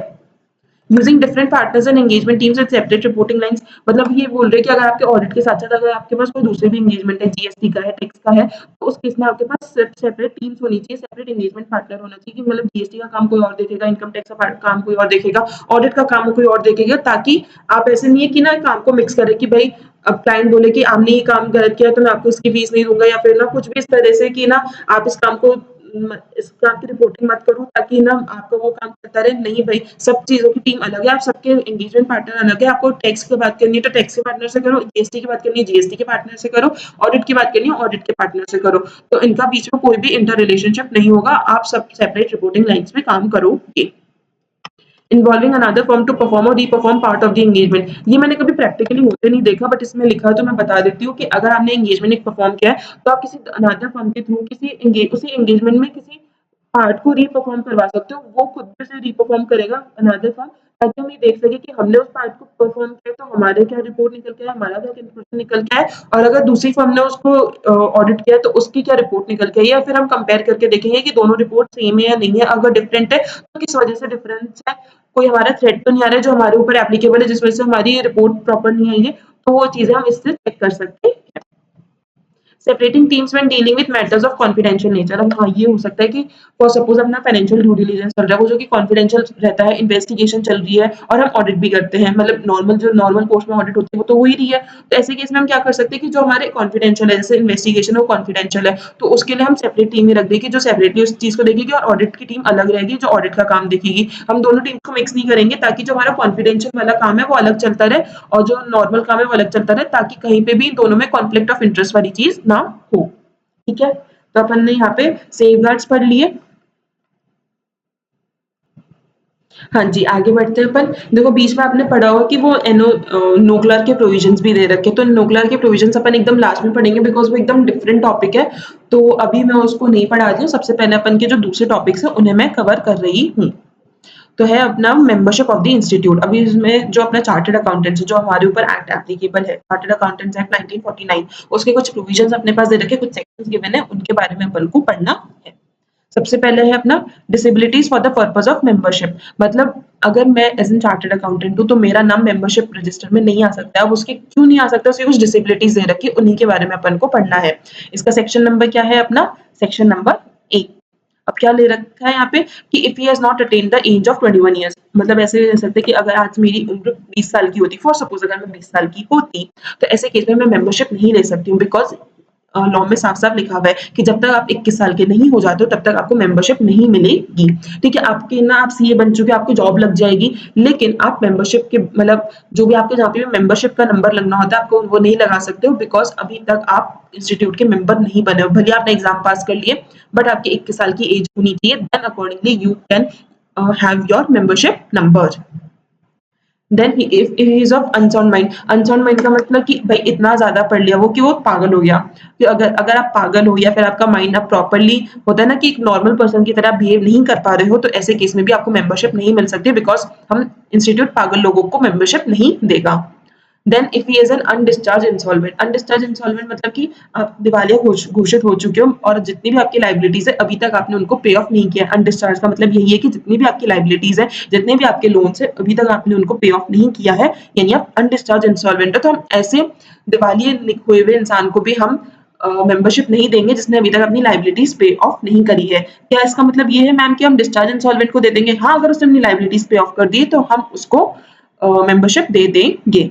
बट इसमें एक चीज और है कि ठीक है वो डिस्चार्ज इंसॉल्वेंट तो है, बट उसे अभी तक एक सर्टिफिकेट नहीं मिला है कोर्ट से कि ये जो उसके साथ हुआ पूरा कांड कि वो इंसॉल्वेंट हो गया, वो जिसका दिवालिया निकल गया, तो उसमें अगर कोर्ट ने सर्टिफिकेट अगर अभी तक उसे नहीं दिया है कि ये सब सिचुएशन उसकी वजह से नहीं हुई थी, उसका कोई इसमें फॉल्ट नहीं था, उसके साथ बहुत ही ज्यादा गलत या मिसफॉर्च्यून हुआ था, मतलब उसके हाथ में नहीं थी ये सिचुएशन, उसकी गड़बड़ियों की वजह से ऐसा नहीं हुआ, ये तो नॉर्मल बिजनेस में ऐसा कुछ हुआ या फिर उसके नॉर्मल सर्कमस्टेंस में उसकी जॉब में ऐसा हुआ कि उसका दिवालिया घोषित हो गया वो, तो ऐसे केस में अगर उसे अभी तक ये सर्टिफिकेट कोर्ट से नहीं मिला है कि उसकी खुद की कोई गलती नहीं थी, तो हम भी ऐसे लोग को मेंबरशिप नहीं देंगे। बेसिकली यहाँ पे यही बोल रहे हैं कि हम डिस्चार्ज इंसॉल्वेंट को दे देते हैं, कोई प्रॉब्लम नहीं है मेंबरशिप में, बट अगर अभी तक उसे सर्टिफिकेट नहीं मिला है कि ये इसमें इसकी गलती नहीं थी, ये सर्टिफिकेट अगर उसे कोर्ट से नहीं मिला है, तो भी हम उसे मेंबरशिप नहीं देंगे। Next, if he has been convicted by a competent court, whether within or without India, of an offence involving moral turpitude and punishable with imprisonment, unless in respect of the offence committed, he has either been pardoned on an application made by him to CG and has by an order in writing removed the disability। अब यहाँ पे क्या बोल रहे हैं कि आप convict हुए, कन्विक्ट मतलब आपको ना पकड़ा गया है, आपको फाइन लगा, आप पे इम्प्रिजनमेंट हुआ है बाय अ कॉम्पिटेंट कोर्ट, मतलब कोई भी कोर्ट हो सकता है। अगर आप पे आपको कन्विक्ट किया गया है for any moral turpitude which is punishable with imprisonment, मतलब यहाँ पे यही बोल रहा है कि अगर आपने कोई भी ऐसा गलत काम किया है जिसके लिए आपको कन्विक्ट किया गया है फॉर एनी मॉरल टर्पिट्यूड और अगर आपको इम्प्रिजनमेंट हुई है या फिर आप पे फाइन लगा है, तो ऐसे केस में आपको मेंबरशिप नहीं मिलेगी जब तक कि आपने सीजी को रिक्वेस्ट नहीं करी है कि यार देखो मुझसे गलती हो गई थी, I am so sorry, but please आप मुझे मेरा मेंबरशिप प्रोवाइड करा दीजिए। तो अगर सीजी को सही लगता है तो ऐसी एप्लीकेशन जब सीजी को मिलेगी तो वो सोचेगी कि ठीक है भाई सही इंसान है, अब अपनी गलती के लिए माफी भी मांग रहा है, तो ठीक है इसको मेंबरशिप दे देनी चाहिए। तो फिर अगर जब तक वो सीजी अपनी तरह से लिख करके नहीं देगी कि ठीक है इससे गलती हो गई थी बट अभी मान रहा है तो आप इसे मेंबरशिप प्रोवाइड करा दो, तब तक ऐसे इंसान को हम मेंबरशिप नहीं देंगे। ठीक है।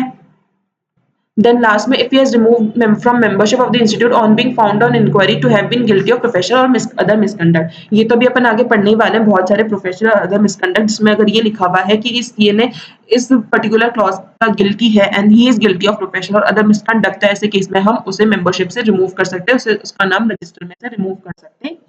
तो ये सारे अपने 6 पॉइंट्स दे रखे थे जो मैंने यहाँ पे समरी फॉर्म में भी आपके लिए लिख करके दे रखे हैं। तो आगे बढ़ते हैं अपन।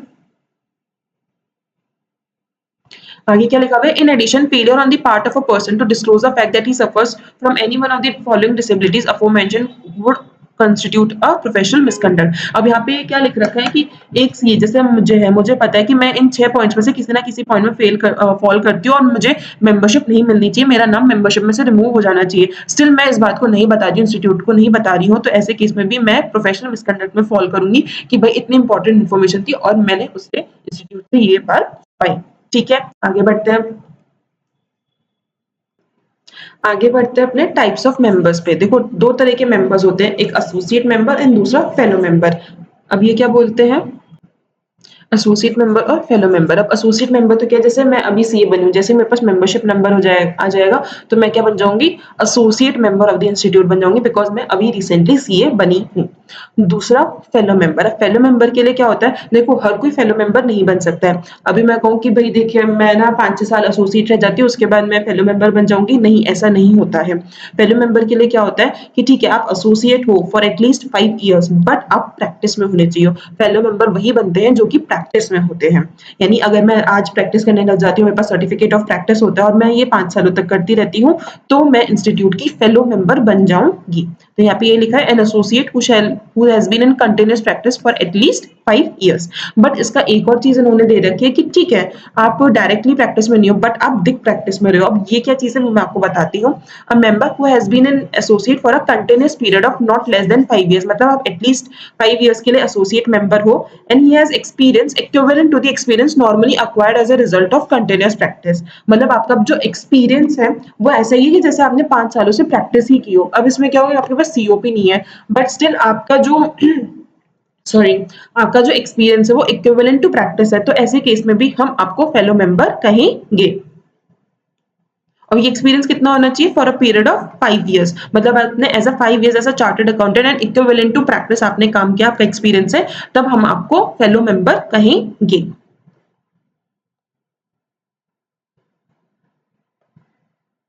नेक्स्ट अपना आ गया removal of name from the register. देखो पहले अपन ने पढ़ा था डिसेबिलिटीज के आपका नाम रजिस्टर ही नहीं हो सकता है, रजिस्टर मतलब आपका नाम लिखा ही नहीं जा सकता है रजिस्टर में। अब यहाँ पे लिखा हुआ है कि किन वजहों से आपका नाम रिमूव किया जा सकता है, मतलब ऑलरेडी लिखा हुआ था बट अब आपके नाम के रिमूवल की बात हो रही है। ठीक है, अब सबसे पहले क्या दे रखा है, देखो ये सेक्शन 20 में फॉल करता है। क्या क्या चीजें दे रखी है, या तो आप मर गए, यानी अब आप रहे नहीं, तो आपका नाम लिख के रहने का क्या मतलब है, या फिर आपने ही बोला कि मेरा नाम हटा दो भाई, इतनी मेहनत से आपने सीए की डिग्री ली थी, अब खुद ही रिक्वेस्ट करके अपना नाम मेंबर में से हटा रहे हो।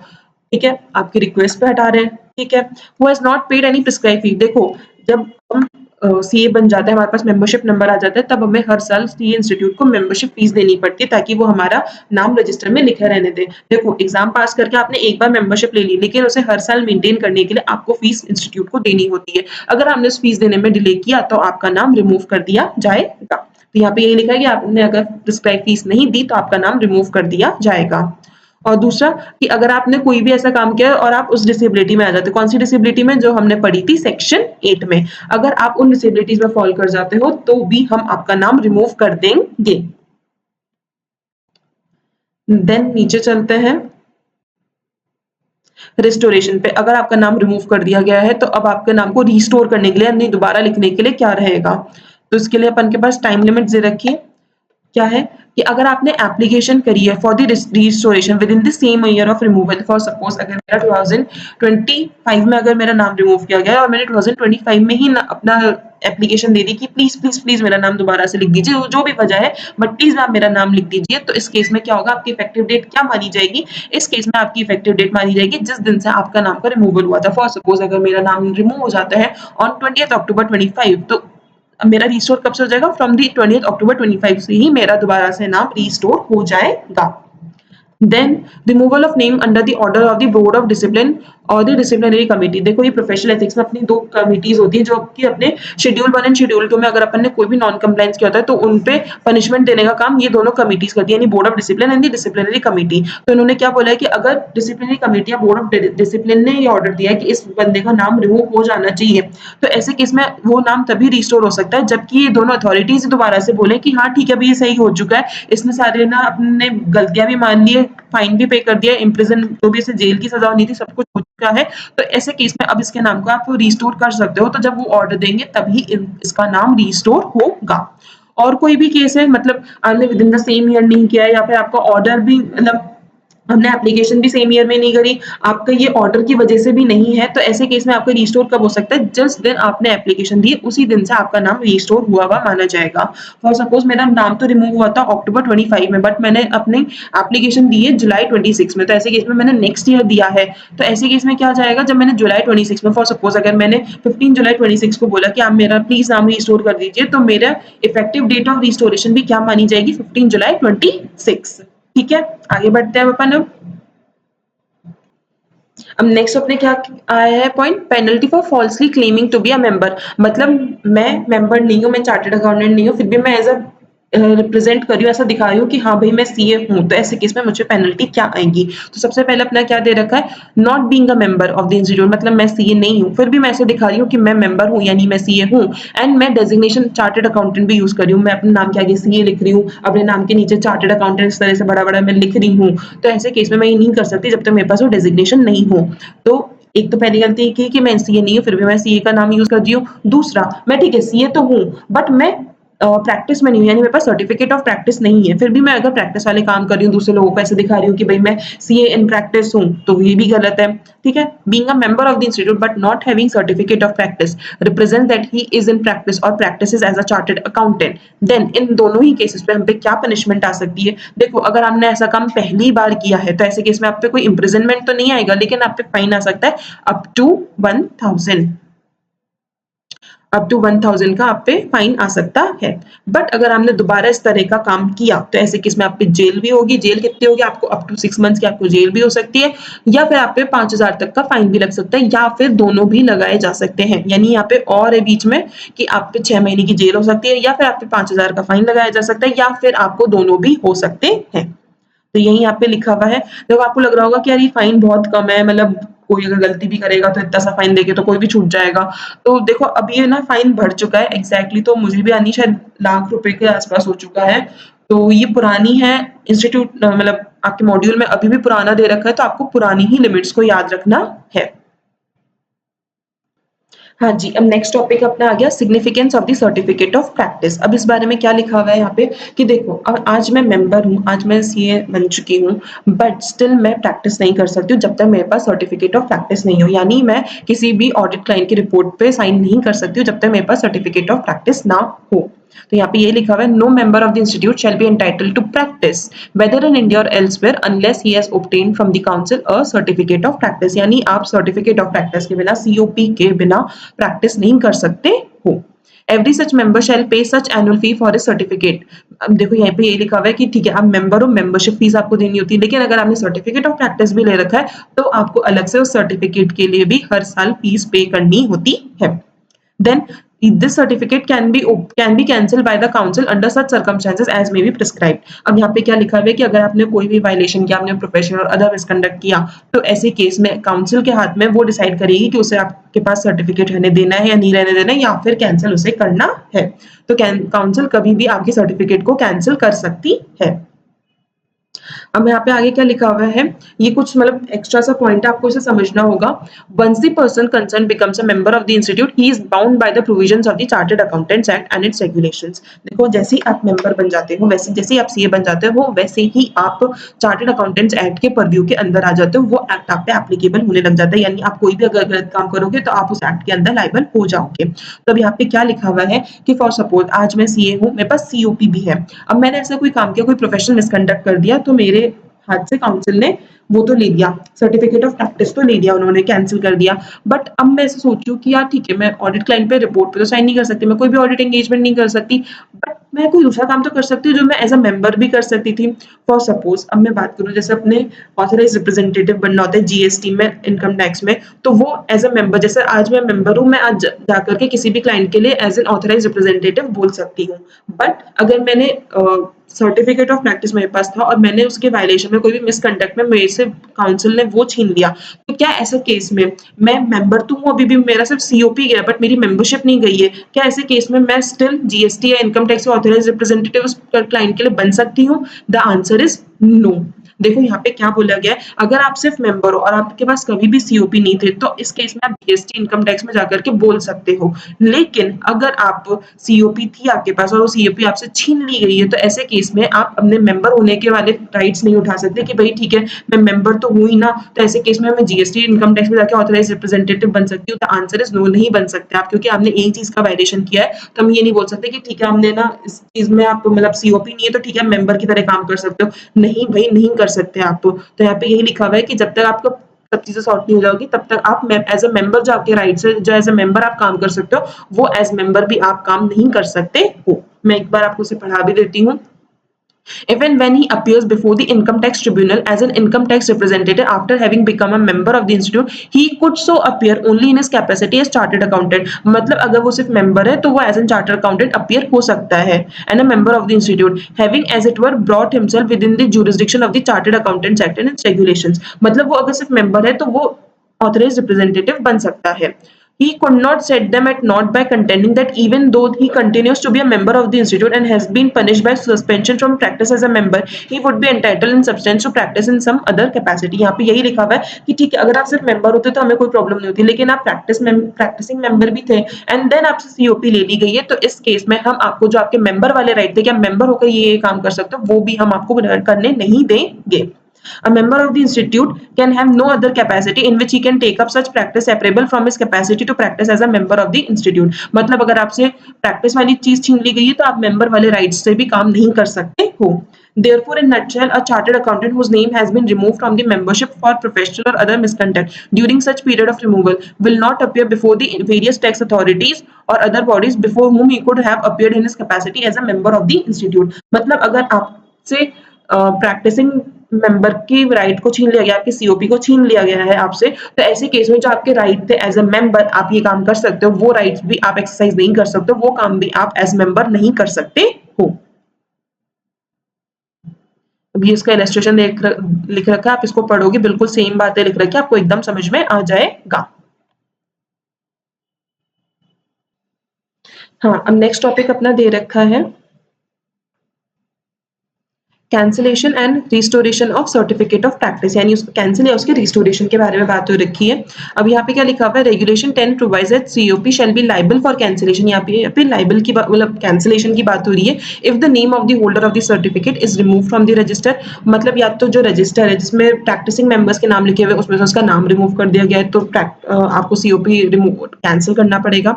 The council is satisfied after giving an opportunity of being heard to the person concern that such certificate was issued on the basis of incorrect, misleading और फॉल्स इन्फॉर्मेशन। या तो काउंसिल को बिलीव हो जाता है, उसके पास सफिशिएंट इन्फॉर्मेशन होती है कि इन्होंने जो मतलब इस पर्टिकुलर मेंबर ने जो हमसे सर्टिफिकेट लिया है ये फॉल्स मिसलीडिंग इन्फॉर्मेशन के बेसिस पे लिया है, तो हम इसको कैंसिल करना होगा। Then a member has ceased to practise, मतलब उसने प्रैक्टिस करना ही बंद कर दिया, मतलब एम्प्लॉयमेंट में आ चुका है तो उसके प्रैक्टिसिंग सर्टिफिकेट को हमें कैंसिल करना होगा। अ member has not paid annual fee for certificate of practice till 30th day of September of the relevant year. मतलब जैसे मैं अपने बात करूं 24 नहीं सॉरी फाइनेंशियल ईयर 25-26 की, तो इसमें 30th सितंबर 25 तक मुझे जो भी मेरे सीओपी की फीस है वो पे करनी पड़ेगी। अगर मैंने पे नहीं करी तो मेरा सीओपी कैंसिल किया जा सकता है। तो अगर मैंने वो एनुअल फीस पे नहीं करी है तो ऐसे केस में मेरा सर्टिफिकेट कैंसिल किया जा सकता है। नेक्स्ट यहाँ पे क्या लिखा है, वेयर मतलब नॉर्मल सा पॉइंट है, where a COP is cancel the holder shall surrender the same to the secretary. मतलब आपको सेक्रेटरी को सबमिट करना होगा, ऐसा कोई बहुत ही मेजर पॉइंट नहीं था ये। Then further regulation 11 on restoration of COP status. अब रिस्टोरेशन की बात हो रही है that on application made in the approve form and on payment of such fee the council may restore the COP. मतलब रिस्टोर किया जा सकता है आपके सीओपी को with effect from the date on which it was cancel. मतलब retrospective effect से आपके सीओपी को रिस्टोर किया जा सकता है to a member who certificate has been cancelled due to non payment of the annual fee to the for the COP and whose application complete in all respects together with the fee is received by the secretary before the expiry of the relevant year। मतलब यहाँ पे क्या बोल रहे हैं कि आपका restoration हो सकता है किस केस में, अगर आपने फीस पे नहीं की थी टाइम पे, अगर आपने फीस पे नहीं की थी और इस वजह से आपका सीओपी कैंसिल किया गया था, तो ऐसे केस में रेट्रोस्पेक्टिव इफेक्ट से आपके सीओपी को रिस्टोर किया जा सकता है कि अगर आपने पूरी फीस पे कर दियो, डिस्क्राइब फॉर्म में आपने एप्लीकेशन दी हो कि प्लीज प्लीज मुझसे गलती हुई थी, मैंने टाइम पे अपनी फीस को पे नहीं किया, प्लीज आप मेरे सर्टिफिकेट को रिस्टोर कर दीजिए। तो ऐसे केस में आपका रेट्रोस्पेक्टिव इफेक्ट से यानी जिस डेट से आपका कैंसिल हुआ था उसी डेट से आपके सीओपी को वापस रिस्टोर कर दिया जाएगा। अब नेक्स्ट अपने पॉइंट पे आते हैं, members deem to be in practice. अब ये क्या बोल रहे हैं कि जो आपके मेंबर्स होते हैं, वैसे तो अगर जो प्रैक्टिस में होते हैं हम प्रैक्टिसिंग चार्टर्ड अकाउंटेंट बोलेंगे, प्रैक्टिसिंग मेंबर्स बोलेंगे, बट ऐसे और कौन से मेंबर्स होते हैं जिन्हें हम deem to be in practice बोलेंगे, मतलब वो जो काम कर रहे हैं वो deem to be in practice ही माना जाएगा। तो उसके अपने कुछ पॉइंट्स दे रखे नीचे। सबसे पहला तो जो प्रैक्टिस के अंदर है, भाई ये तो नॉर्मल सा हो गया कि जो प्रैक्टिस के अंदर है वो तो प्रैक्टिसिंग चार्टर्ड अकाउंटेंट है ही। दूसरा, offers to perform services involving the auditing or verification of the financial statements. मतलब ये जो प्रैक्टिस से रिलेटेड काम होता है, ऑडिट करना, फाइनेंशियल स्टेटमेंट चेक करना, अदर कंप्लाइंसेस को चेक करना, अगर वो ऐसे काम को कर रहा है या ऐसे काम को करने के लिए ऑफर करता है कि लाओ मैं आपको ये काम कर देता हूँ, और पब्लिक को ऐसे दिखाता है कि मैं प्रैक्टिसिंग चार्टर्ड अकाउंटेंट हूँ, यानी holds himself out to the public that he is a practising chartered accountant, तो हम उसे deem to be in practice मानेंगे।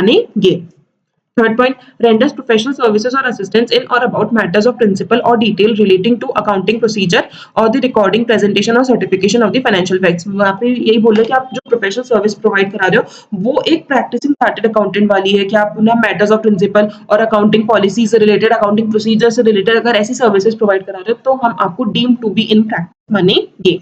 Last point, render such other services as in the opinion of the council. मतलब आप और कोई services provide करा रहे हो जो in opinion of council practising chartered accountant के अंदर फॉल करती है, तो हम आपको deem to be in practice बोलेंगे। अब ये सब चीजें अपन ने कहाँ लिखी हुई थी, सेक्शन 2, मैं इसको हाईलाइट भी कर देती हूँ आप लोग के लिए। Section 2 sub section 2 of the, sorry ये तो क्लॉज होगा I think, section 2 is of the definition, section 2 clause 2 of the act which talks about member deem to be in practice. ठीक है, तो चलिए इस वीडियो को अपन यहीं तक के लिए रखते हैं। नेक्स्ट वीडियो में इस यहीं के आगे से कंटिन्यू करेंगे। तो यहाँ तक का वीडियो आई होप आप लोग को पसंद आएगा, और पसंद आए तो नेक्स्ट वीडियो को भी आप लोग ज़रूर देखिएगा। इस वीडियो पे एक लाइक और कमेंट तो बनता ही है, और अगर जैसे मैं हर बार बोलती हूँ, अगर चैनल पे नए हो तो चैनल को सब्सक्राइब ज़रूर कर लेना, बिकॉज ऐसे वीडियोस आप लोग के लिए और आते रहेंगे। और हाँ भाई देखो, अगर आप लोग के और भी कोई कॉलीग्स हैं, फ्रेंड्स हैं, या फिर आपके कोई जूनियर्स हैं, तो उन लोगों के साथ भी प्लीज़ प्लीज़ इन वीडियोस को शेयर करना ताकि उनका भी फायदा हो सके। तो अभी के लिए मैं आप लोगों से विदा लेती हूँ। Here this is C A Nandini Gupta signing of.